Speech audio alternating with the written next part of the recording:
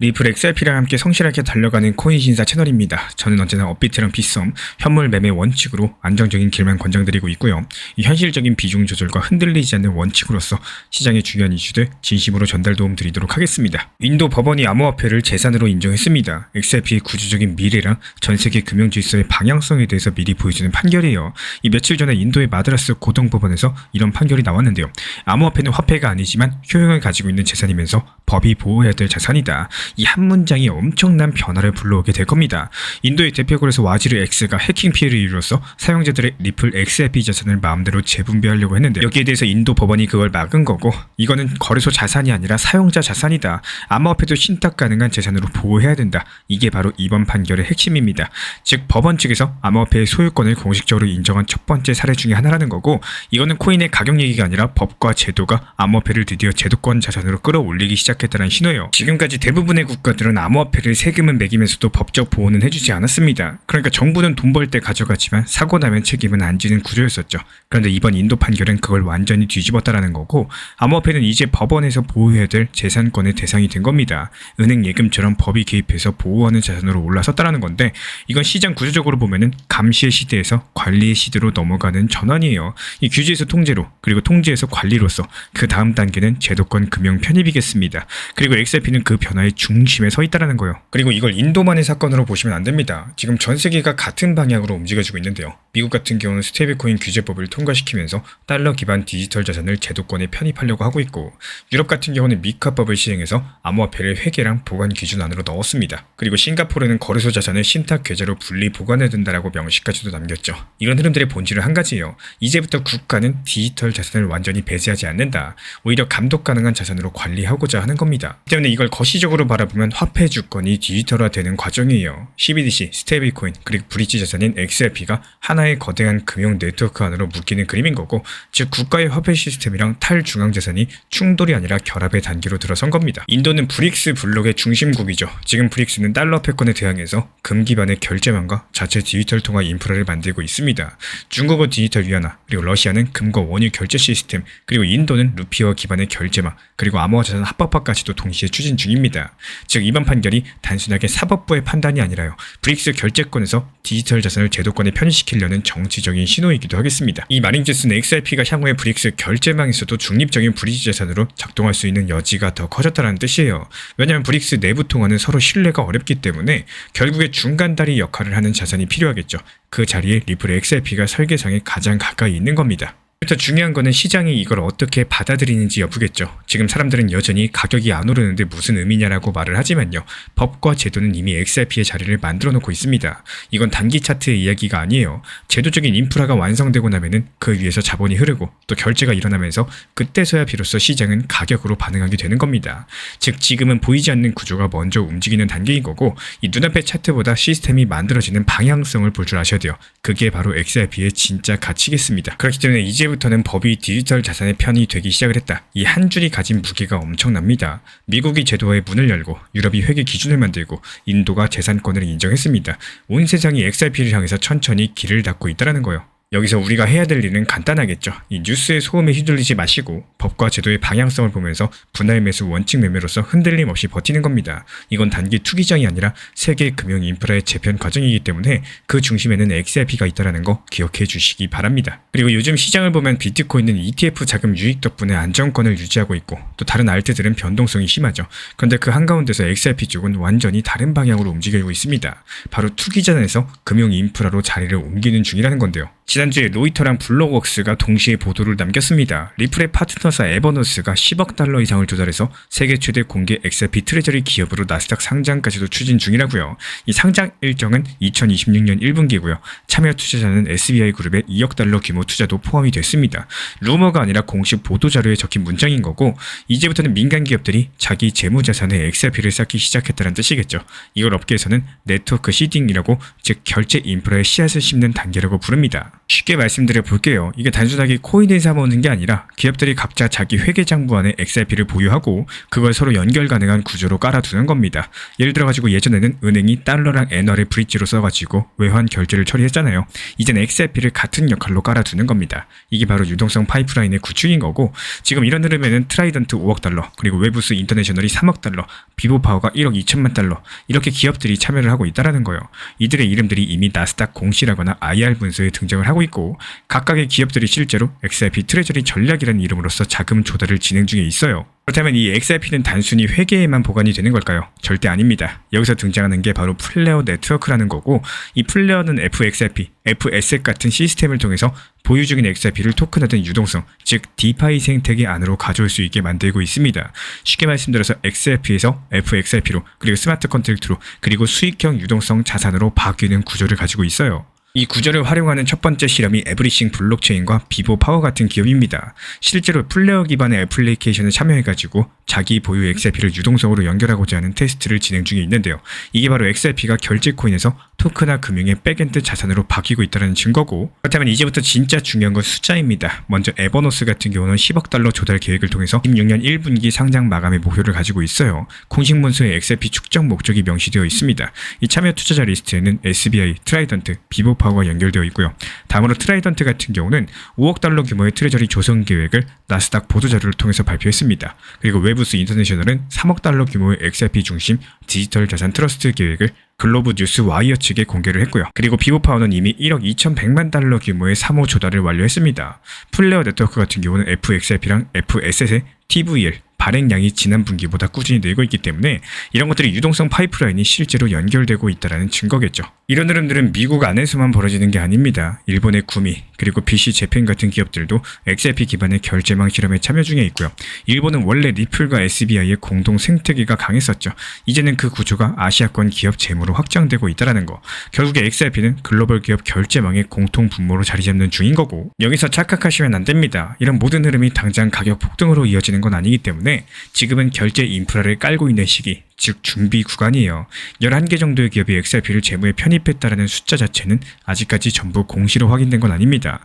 일부는 언론 집계, 또 인터뷰를 종합한 추정인 거고, 하지만 에버노드, 그리고 트라이던트, 그리고 웨버스랑 비보파워, EBZT까지도 이 5개 기업만 봐도 실제 자금 조달과 IR이 문서로 확인이 된다는 거. 이건 루머가 아니라 펀더멘털 데이터입니다. 이런 흐름들은 결국에 유동성 압축으로 이어질 수밖에 없습니다. 기업이 XRP를 장기 보유형 재무 자산으로 쌓는다는 거는 시장 유통량이 줄어든다는 뜻인 거고, 이 유동성 공급량이 줄고 결제 수요가 되면 어떻게 될까요? 시간이 지나면은 가격은 따라올 수밖에 없겠죠.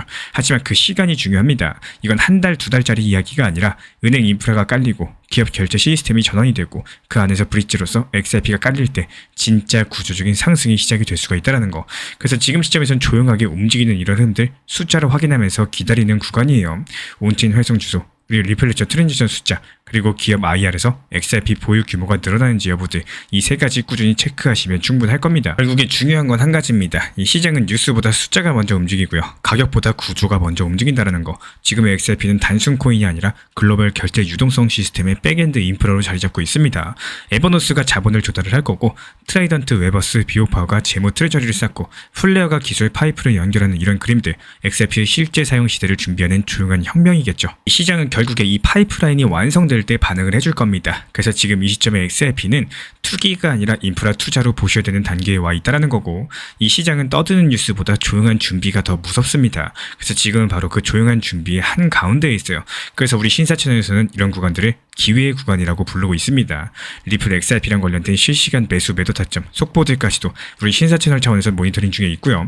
이에 따른 단기 반등 타점에서 빠르게 브리핑 도움 드리고 있기 때문에 우리 신사 채널 구독해주신 분들 중에서 실시간 커뮤니티방 입장 원하시는 분들 현재 보이는 번호로 문자 신청 주시면 입장 도움 드리도록 하겠습니다. 요즘에 시장 자체가 정말로 쉽지가 않죠. 불과 며칠 전까지만 해도 리플이 3,000원 초반까지 급락하면서 분위기가 완전히 바뀌었었고요.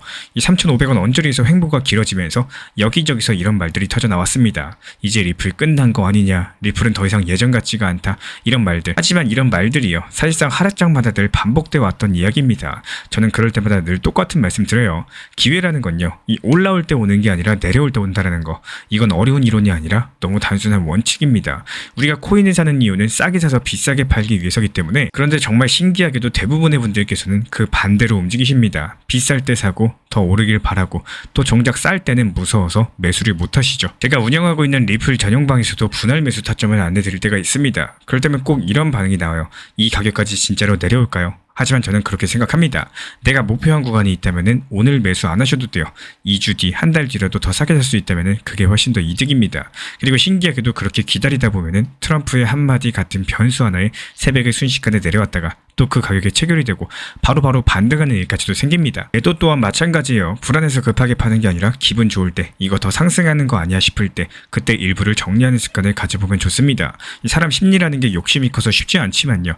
그래서 저는 미리 단기 고점 구간에 지정가를 걸어두는 것들을 추천드려요. 그게 훨씬 더 효율적인 대응법이라는 거예요. 시장은 늘 똑같은 패턴을 보여줍니다. 가격이 떨어질 때는 모두가 겁을 먹고 그 공포 속에서 기회를 놓친다는 거, 그리고 나중에 올라가면 뒤늦게 후회하시죠. 반대로 가격이 급등할 때는 흥분해서 뛰어드시지만 그때는 이미 늦은 시점이에요. 결국에 중요한 거는 시장의 감정이 아니라 내 감정이 흔들리지 않도록 원칙을 지켜나가는 겁니다.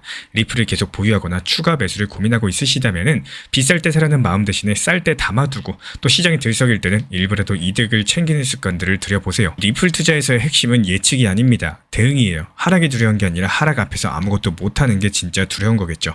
결국에 살아남는 사람은 남들이 두려워할 때 침착하게 움직일 줄 알고, 또 남들이 탐욕스러워할 때 한 발 물러설 줄 아는 사람입니다. 시장은 늘 그렇게 조용히 준비된 사람 편에 서 있습니다. 무엇을 언제 얼마에 사고 팔아야 될지 그 고민에 대해서 이제 내려놓으셔도 됩니다. 이 시장에는 늘 타이밍이 존재하는데요. 공격적으로 들어가야 될 타이밍, 그리고 반드시 지켜야 되는 타이밍. 이 시장은 늘 두 가지 얼굴을 보여줍니다. 하락장 속에서도 누군가는 바닥에서 매집하고요. 탐욕의 정점에서도 또 누군가는 조용하게 현금을 쌌습니다. 그 차이를 만드는 건 운이 아니라 타이밍의 감각인 거고, 우리 코인 신사 채널은 그 타이밍을 데이터로 읽고요. 정책으로 해석하면서 속보로서 가장 먼저 전달드립니다.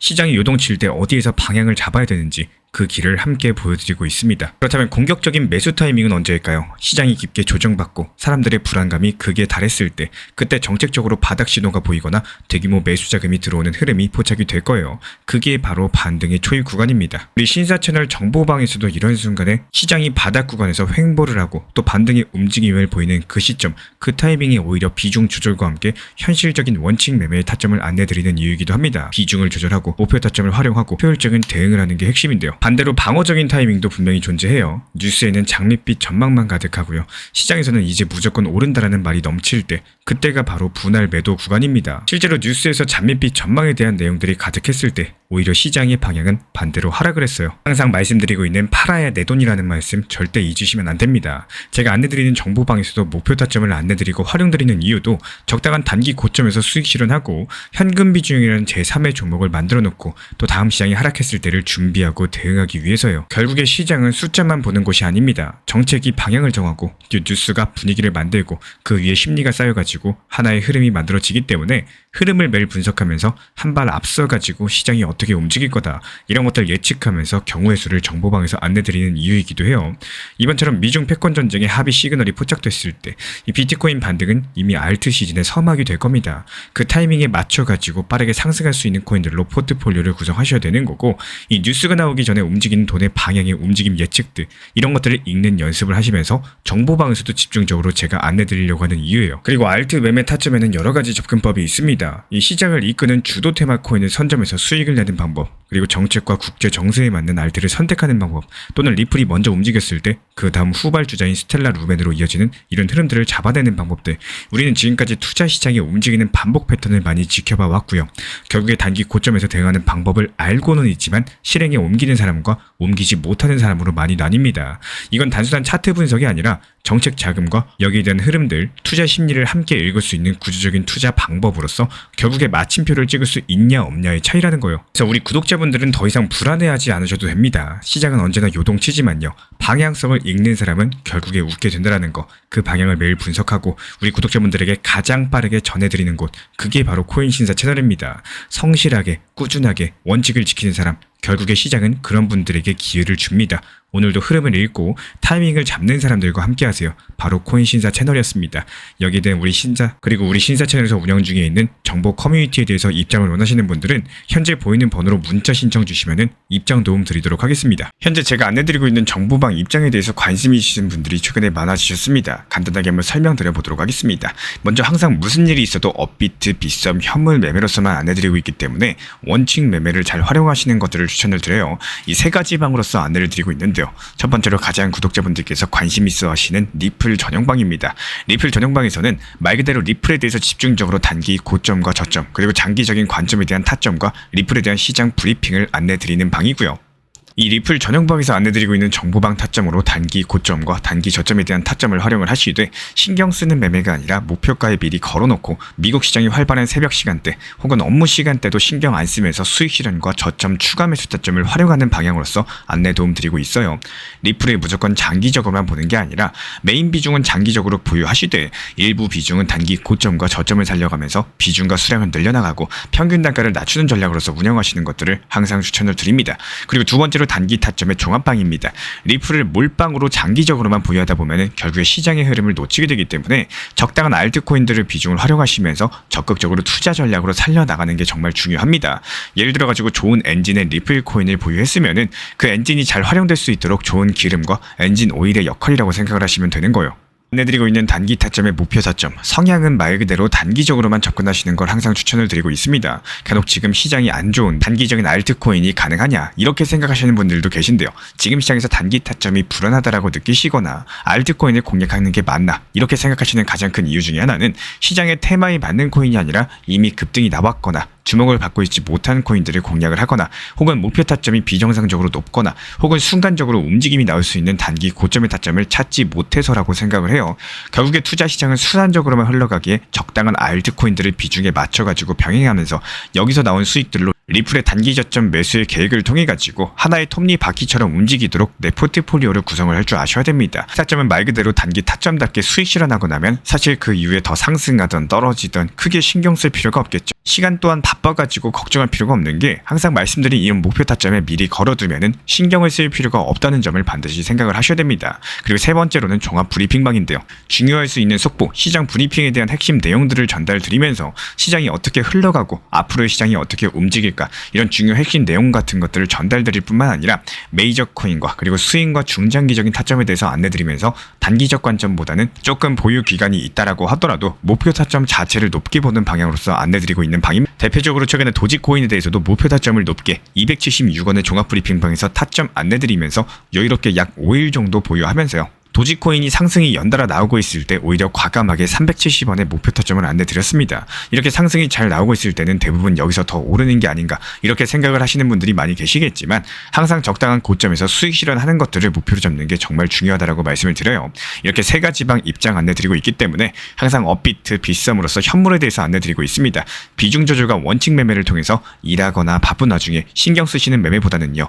여유롭게 매도 걸어놓고 편하게 신경 안 쓰시면서 제대로 운영하시기를 추천을 드리겠습니다. 리플 XRP 투자에 있어서 이제는 투트랙 전략이 반드시 필요해지고 있습니다. 무턱대고 몰빵하거나 반대로 또 손 놓고 기다리는 시대는 끝났어요. 첫 번째 트랙은 매달 분할 매수하시면서 시장이 빠지든 말든 일정 비중으로서 리플을 꾸준히 모아 나가시는 겁니다. 이거는 시간과 리스크를 분산할 수 있는 가장 효율적인 전략인 거고 그리고 두 번째 트랙은 남은 현금 비중으로 알트코인 단타로서 굴려나갑니다. 수익이 나면은 그거를 다시 리플에 재투자하시면 되는 거고 이게 바로 수익을 만드는 순환 매수 전략이 되실 거예요. 그런데 여기서 중요한 거는 단타 하실 때 조심하셔야 되는 거예요. 단타 매매 중독되면 끝장입니다. 이 매매 중독을 절대 조심하셔야 되는 거고 예를 들어 가지고 시장이 과열인데도 지금 아니면 기회가 없다. 이런 조급한 생각에 RSI 지표가 이미 고점인데도 불안해서 또 들어가고 결국에 수익은커녕 손실만 쌓이게 되실 겁니다. 그래서 저희 채널 차원에서는 한 가지 원칙이 있습니다. 확률이 높은 날만 진입을 하세요. 그리고 시장 전체가 과매도 구간일 때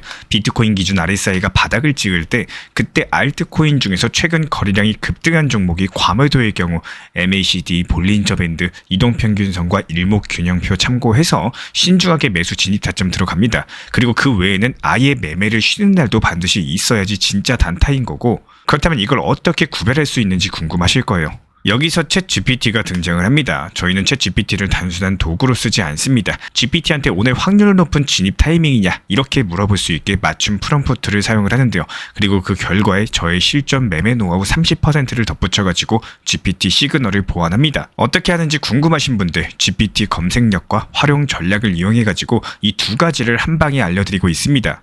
현재 보이시는 번호로서 리플 단타라고 문자 남겨주세요. 지금 이 영상 보신 분들에게만 오픈합니다. 그냥 GPT 쓰는 법이 아니라 투자로 연결되는 GPT 사용법 지금 바로 알려드리도록 하겠습니다. 제가 안내해드리고 있는 코인 신사 채널 멤버십 전용방에 대해서 짧게 설명드려 보도록 하겠습니다. 리플, 암호화폐 시장에 대한 중요한 이슈, 그리고 브리핑이나 시장의 흐름에 대한 전문적인 분석 내용 설명과 함께 차트상의 기술적 분석, 온체인 지표와 투자 심리에 대한 내용들을 같이 안내 도움드리고 있고, 가장 중요한 투자 심리를 컨트롤하기 위해서 포트폴리오의 구성에 대한 노하우, 투자 심리 컨트롤에 대한 내용도 같이 안내드리고 있습니다. 코인 신사 스터디 멤버십 가입하신 분들께서는 아래 번호 혹은 신청 링크 통해서 남겨주시면 제가 연락드리고 있고, 안내 설명과 함께 신사 채널 리플 전용 멤버십 방에도 입장 안내 설명드리고 있습니다.